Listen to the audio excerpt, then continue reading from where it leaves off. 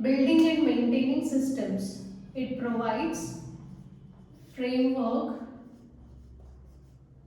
This framework is built, there is this used for building and maintaining systems.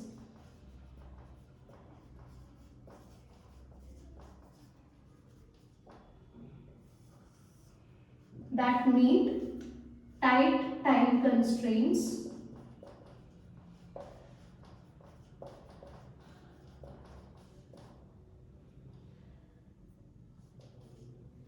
with the use of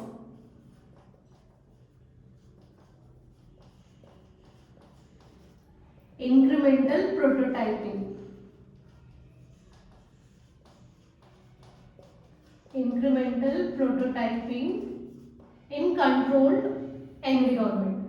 So how can we define this dynamic systems development method? So it's an agile software development approach which provides a framework for building and maintaining systems. So these systems, they are built according to the tight time constraints. So they meet the tight time constraints and with the use of, so this framework it uses incremental prototyping approach. Okay, so here this this also defined as DSDM model. So this DSDM it provides 3 iterative cycles preceded by 2 life cycle models. So here you can see feasibility study. These are total 5 cycles, right? So feasibility study, business study, functional model iteration, design and build iteration and implementation.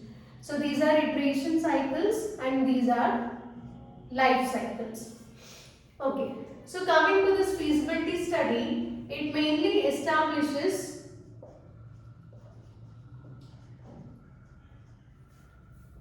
functional requirements which are associated with the application.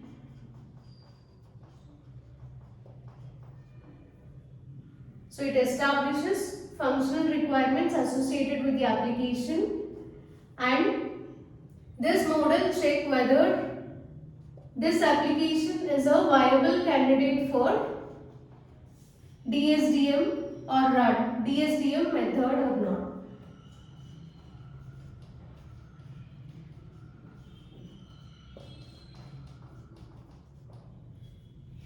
So this feasibility study, it establishes functional requirements which are associated with the application, and it will verify whether this application it is a viable candidate for DSDM or not, or whether it works well or it works efficiently using this DSDM process or not. Coming to the second one, business study. It establishes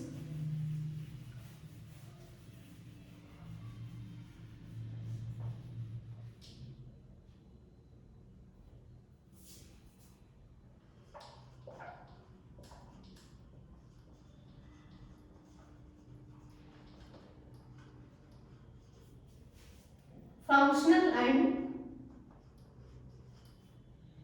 information requirements that allows application to provide business value, and also identifies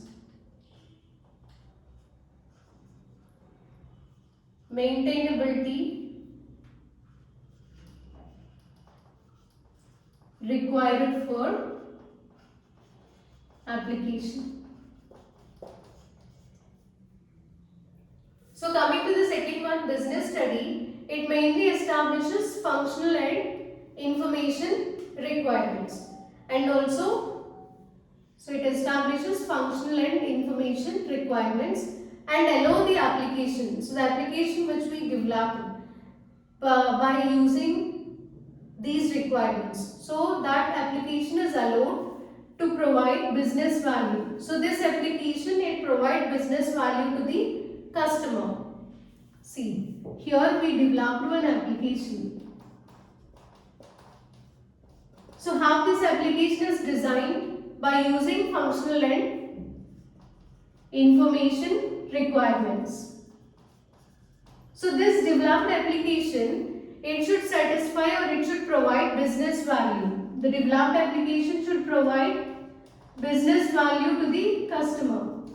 That means it should be more valuable application so that customer will get more profits, and identifies maintainability requirements for application.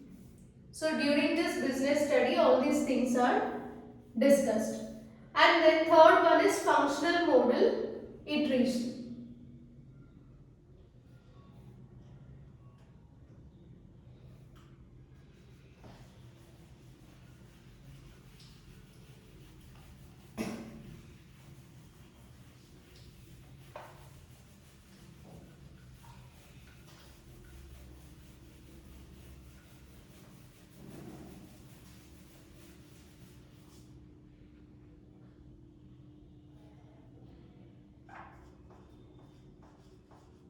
Produces set of incremental prototypes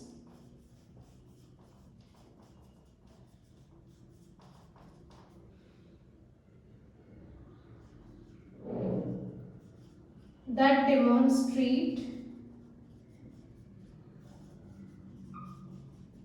functionality to customer.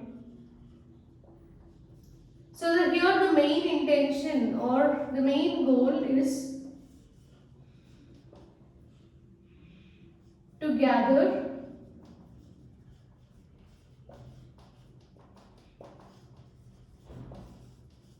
additional requirements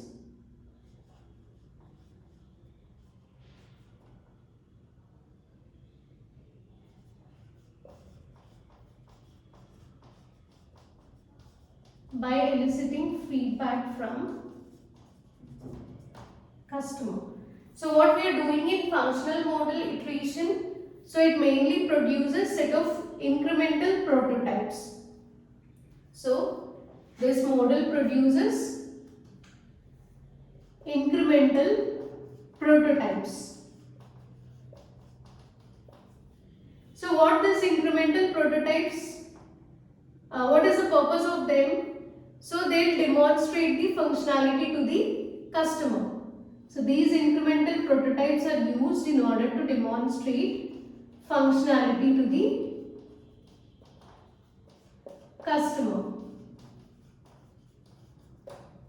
So the main intention of developing these incremental prototypes is to gather additional requirements. So incremental prototype means first one prototype is developed by taking some requirements from the customer, and that will be sent to the customer. So customer will evaluate that prototype, and again if any changes are required, then that prototype will be sent back to the developer. So developer will again make changes and will deliver next prototype. So this you can see in prototyping model. So how the prototypes are developed, and every time how changes will be implemented.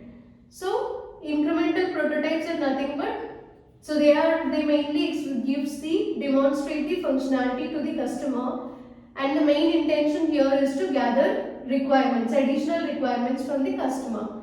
So after gathering the requirements, again one more prototype is developed with the changes suggested by the customer, and again that will be delivered to the customer. So like that, this is a circular process. So it's a cycle. So this process will be repeated until customer is satisfied with the developed prototype. So once a prototype is developed, then in that case design part is done. So then they will start with design.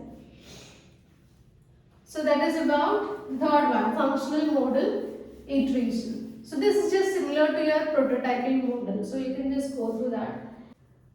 And then here the fourth one is design and build iteration. So it revisits prototype, built in previous phase, that is functional model iteration.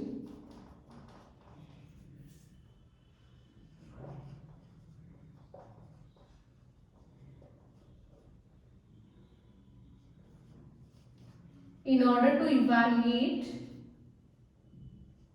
or in order to ensure that each has been engineered in a manner that will enable it to provide operational value for its end users.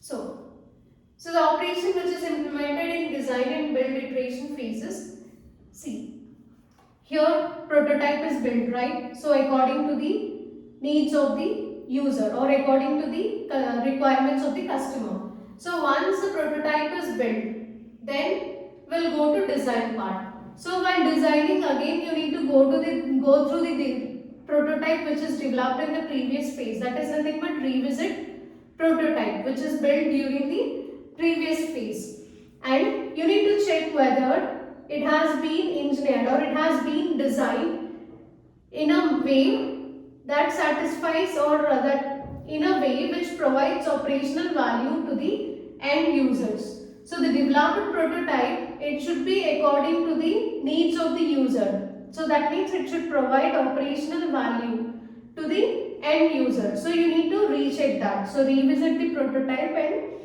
check that or ensure that it is developed in a manner that in such a way that it provides operational value to the end users. So once this point is clear, then you can go with implementation. So during implementation, the current or the latest place latest software increment into operational environment. So once everything is done, once a complete prototype is implemented, then you can release that software increment or you can place that software increment into the operational environment. So these are 5 different life cycles. So 3 iterative life cycles and 3 iterative cycles and 2 life cycles. Fourth one is crystal. So crystal family of agile methods. Crystal family of agile methods. These methods are created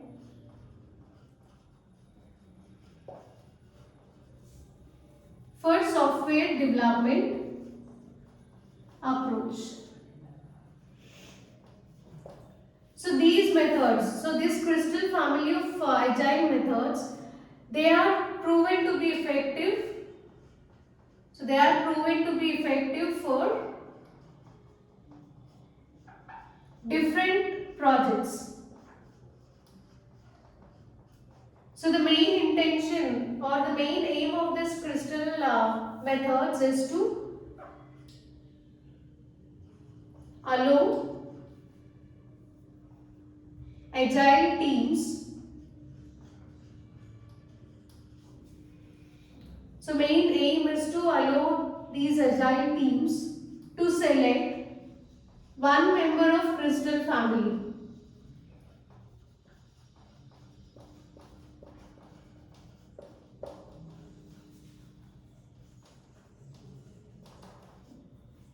which is appropriate for, that member should be appropriate for the project and environment, working environment. So here see this. So Crystal is nothing but it's a family of agile methods. So here the Crystal family of agile methods are mainly created for software development approach, and it is already proven that these methods are effective for different types of projects. So the main intention of developing this Crystal methods, Crystal agile process models is they mainly allow agile teams to select one member of Crystal family. So Crystal family contains collection of methods. So out of these collection of methods, one method or one member of Crystal family should be selected. And how to select that? So based on the type of project, the engineer, software developer, he need to select one member of the Crystal family according to the project as well as computing environment.